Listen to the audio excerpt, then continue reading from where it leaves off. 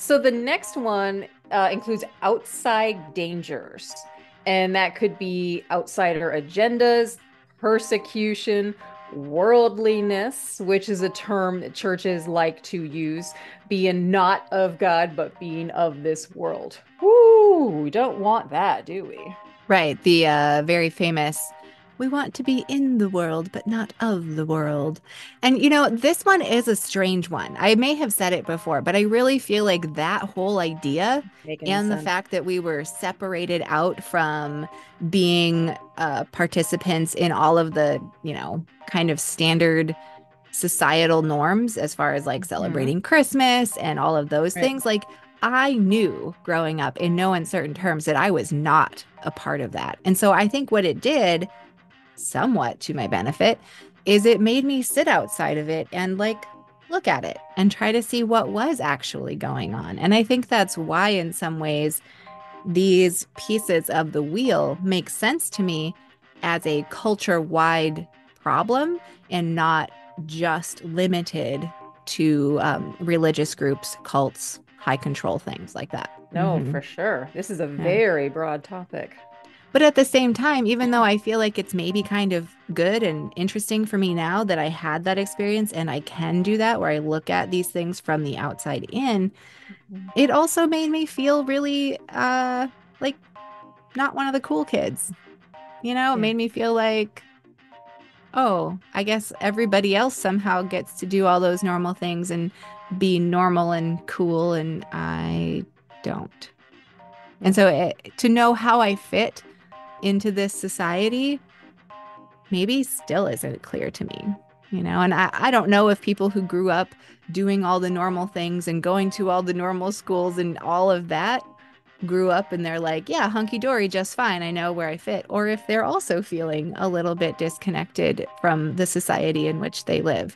But I know for sure it's contributed to my disconnection and struggles to find myself integrated into, organizations and groups that are healthy. Because again, in a way, fear was associated with your sense of electness. Yes, you were a chosen one of God, and you looked around and seen all these other kids having a great time exploring their curiosities in this world that you couldn't be a part of. But yet, you just kept being told, hey, you're important, and they are not. You're on this level, they're on that level. But while we were being treated at this level. And yet we were miserable too. All those other kids were having a great time and we were miserable. Yet we were supposed to enjoy that. Not enjoy, but you know what I mean? Like we're supposed to Be thankful. be thankful. Yeah, something along those lines. But yeah, going back to the worldliness, I think our childhood set me up to be a world traveler and to love and appreciate cultures of this world. I love everything about it. Yeah, sure, I could zero in on the horrible things that happen in this world. There's plenty of them. Of But course. I also see the good, which majority of it is good because I I, agree. yes, it was like I I had do. blinders on to the rest of the world and say, wait a minute, I like this world. It's beautiful with its lakes and its forests and its people and all their different ideas. In a way, we all just want the same things out of life. We want to be loved. We want to be seen, heard, appreciated. We want to feel safe. We want our basic needs met. We want to do Yeah. things that bring us joy and bring joy to others. Engage with people and maybe Empower them.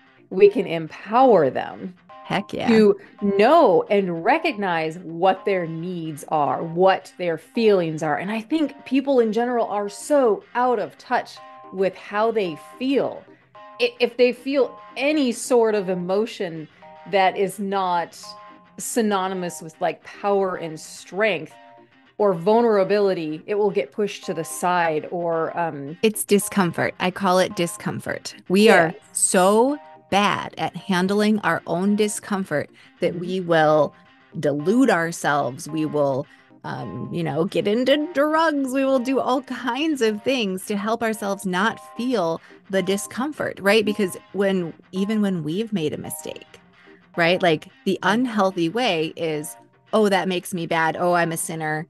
I've got to hide the fact that I did that. Well, guess what? Then we shove that Exactly. shit into our bodies, into our very tissues, when what we could do instead is understand, oh, hey, I'm a human and all I am working with is the things I have up to this point, and so I'm learning.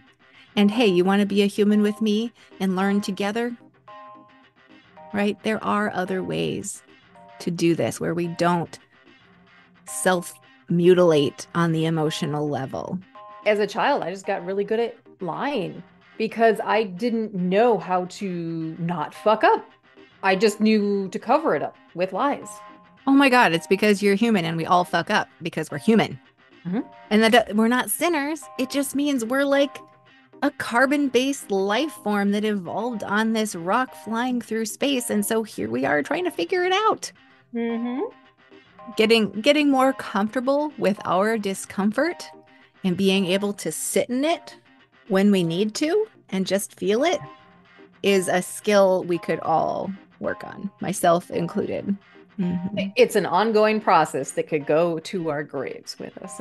As long as we let go of the self-flagellation of it all, because that's just going to keep hurting us on the inside, right? So if we've taken these messages from our parents or from church leaders and we don't see them for what they are, sit with the discomfort and figure out how we expunge them from our lives, we end up just letting it fester within us. And I swear to you, I think it makes us sick.